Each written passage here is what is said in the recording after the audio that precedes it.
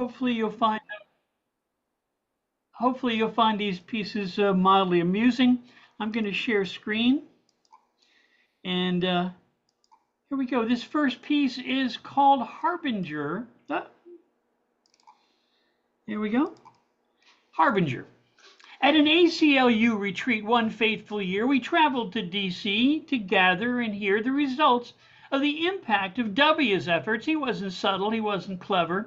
5,000 scholars of constitutional law came to listen and discuss what they saw. They came as far away from Nevada and Florida. They came from small towns, some quite rural, others came from cities. And what we'd seen the last few years were extremely disturbing. It certainly wasn't pretty.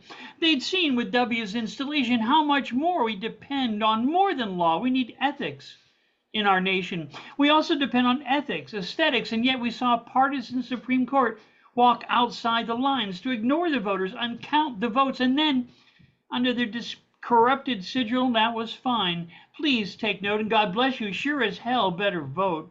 You see, the ACLU at best is a bulwark, an integral part of the renewal of freedom. When it's strong, when it works, the true beating heart of liberty.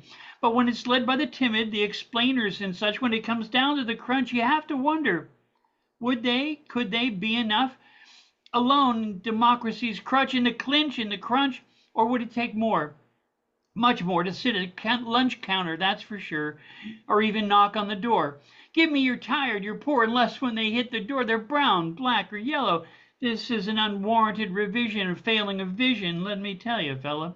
The darkening of the factory floor wasn't done by an immigrant knocking at the door, fully prepared to bend down and scrub democracy's floor.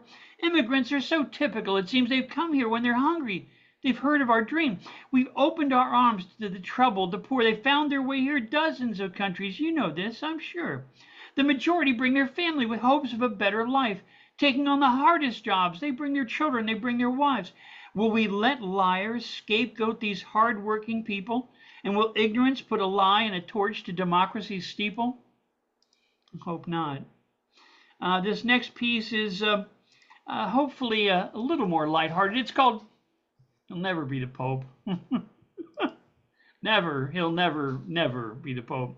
If you think so, for you I see no help or hope. The poor bastard yearns for this tiniest scrap of fame. He's drawn to it like a desperate moth. He needs it all on him, no blame. He's so darn insecure. Any nervous food taster would demur. He'd never be the Pope, you see. You can ask anybody, even me. With all the cardinals flocking at the ready to defame, restrain, and complain, you see all the questions, even more than I can frame. Popes can't be fired like any old general or be retired by some buyout radical as he plans or desires. And unlike all the sacking at the Pentagon, these men write books, and they're gone. It could be a major heretical, fanatical, gigantic shepherd's crook. Just look. He might as well claim he's an ingenue. Then he could date himself now, wouldn't you?